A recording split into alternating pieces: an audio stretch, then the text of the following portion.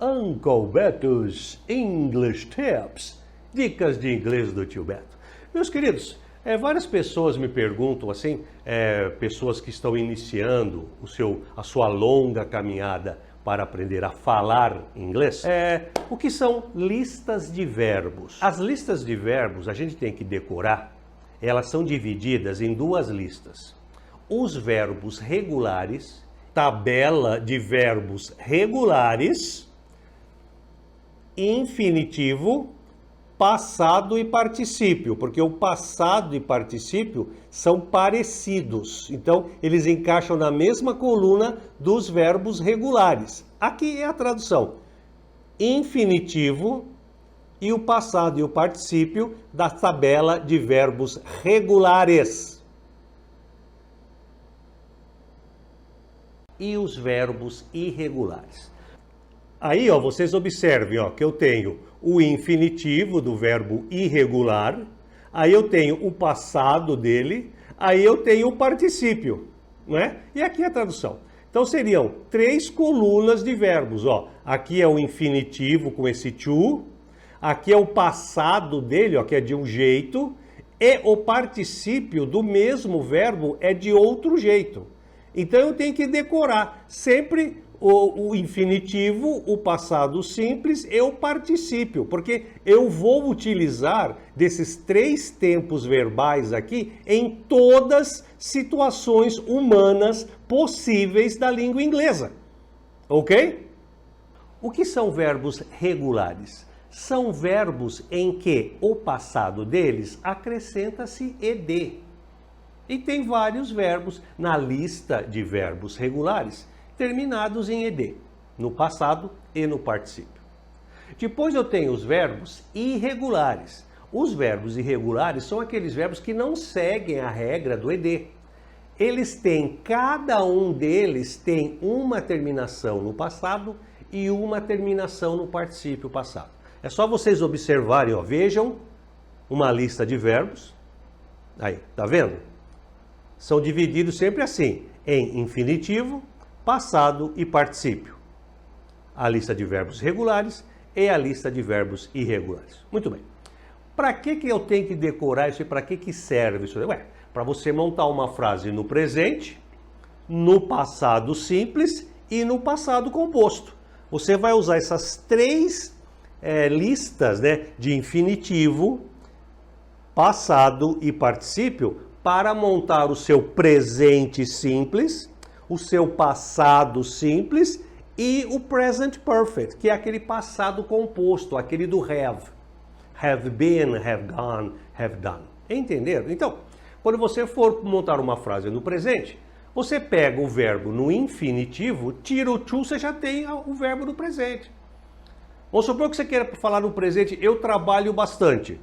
Trabalho é presente, então não tem verbo auxiliar, não tem nada que vai complicar a tua montagem da frase.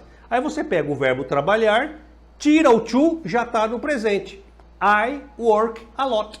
Então você tirou aquele to do verbo, que aquele to indica que é o infinitivo do verbo, que aquele verbo está desconjugado. Aquele verbo não está conjugado em nenhum tempo verbal, é o tempo infinitivo.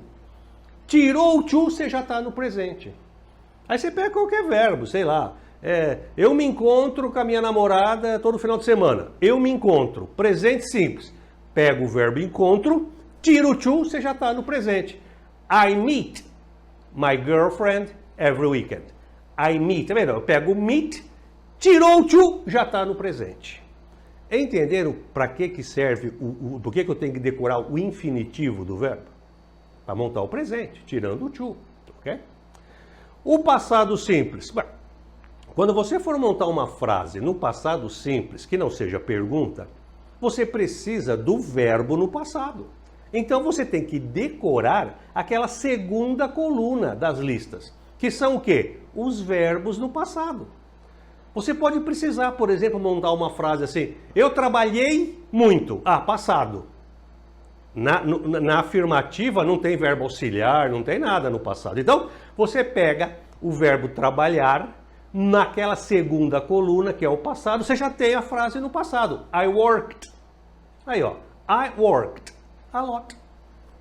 I worked. Você põe o verbo aqui do jeito que está naquela coluna, na coluna do meio, nos passados, você já tem o verbo no passado. Você quer falar, por exemplo, que eu me encontrei com a minha namorada. Ah, encontrei é passado afirmativo. Então, você pega o verbo encontrar-se na segunda coluna, I met. Aí, ó, você já tem aqui, ó, I met my girl. I met my girl. Eu me encontrei, tá vendo? Você já tem o verbo no passado, porque nas afirmativas do passado, você não precisa de verbo auxiliar. Estão entendendo? E para que serve a terceira coluna? A terceira coluna são os verbos no particípio. Tá certo? São os nossos verbos bebido, encontrado, trabalhado. Então, por que eu tenho que decorar ele se os particípios são pouco usados em língua portuguesa? Porque em inglês, para eu montar aquele present perfect, aquele passado composto, que é composto de have, mais verbo no particípio, esse tempo verbal aqui eu tenho que estudar em inglês. Outros tempos verbais compostos não precisa num primeiro momento. Mas esse present perfect, que é o passado composto, porque ele é composto de dois verbos, do verbo have e aquele verbo que está na terceira coluna, você tem que saber montar. Aí você quer escrever assim, ah, eu me encontrei com meus amigos. Eu me encontrei com meus amigos, só que não é o passado simples que você quer o passado composto. Aí você monta I have met. Você tem que ir lá na terceira coluna da lista de verbos irregulares e pegar aquele verbinho que está lá e colocar no have. I have met. Aí vocês têm que procurar os meus posts explicando quando que eu uso o passado simples, quando que eu uso o passado composto. Eu não vou explicar isso aqui. É só ir no meu canal, eu tenho 8 posts explicando sobre o present perfect. Aqui eu estou explicando a utilidade, a necessidade daquela terceira coluna. Vamos supor que você precisa dizer assim, ah, eu trabalhei na Microsoft. Só que você não quer usar o passado simples, você quer usar o passado composto, ou você precisa usar o passado composto. Aí você vai no work, terceira coluna, worked. Aí você monta, I have worked for Microsoft. I have worked. Então, meus queridos, esses três tempos de verbo eu preciso decorar. Alguns de vocês podem estar perguntando, ah, tudo bem, tal, mas e os outros tempos verbais? O uria, o deveria, o futuro composto, o passado composto, todos os outros, todos os outros, o teu verbo vai estar no infinitivo. Porque o que manda nessas frases vão ser os verbos auxiliares, ó, esse aqui, ó. É o will que vai mandar esse verbo estar no futuro, não é a conjugação dele. É o would que vai conjugar o teu verbo no futuro do pretérito, no iria, certo? É o to be going to, né? O are you going to, que vai conjugar o teu verbo para o futuro. Ele vai estar sempre no infinitivo e assim por diante. Todos os outros tempos verbais são os verbos auxiliares que conjugam o verbo. Vocês conseguem entender? Para quem está começando a estudar inglês? Agora, você tem que saber o presente do verbo, que é o verbo no infinitivo, com o to. Aí você tem que saber o passado, porque se você precisar do passado simples, você vai ter que decorar ele. Que spoke é passado de speak, certo? Que bought é passado de buy. Brought é passado de bring, e assim por diante. Ok? E a terceira coluna é para montar o present perfect, que é um tempo verbal importante. O present perfect é o tempo composto que a gente tem que estudar. É complicado, é tenso, mas devagarinho vai. Então eu tenho que estudar as duas colunas de verbos. De verbos regulares, que é um pouco mais fácil, que o particípio sempre é igual, o passado, e a de verbos irregulares, que é um pouco mais tensa, que cada verbo tem um passado seu e o particípio geralmente é diferente do passado. Só alguns que são iguais, o passado e o particípio. E daí vocês têm que observar que quais são os verbos que eu mais uso? Os irregulares.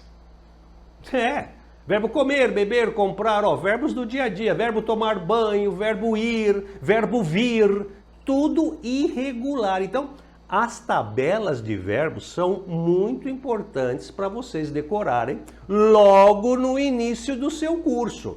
Desenvolvam as suas técnicas. Aqui no meu post eu tenho 7 dicas, 7 técnicas para você decorar essa tabela. É só procurar aqui no meu canal do Tio Beto. Meus queridos, voltem esse post aqui, ouçam com carinho, né? Observem se você já tem uma lista de verbos. Se você não tem, procure ter uma lista de verbos inteligentes.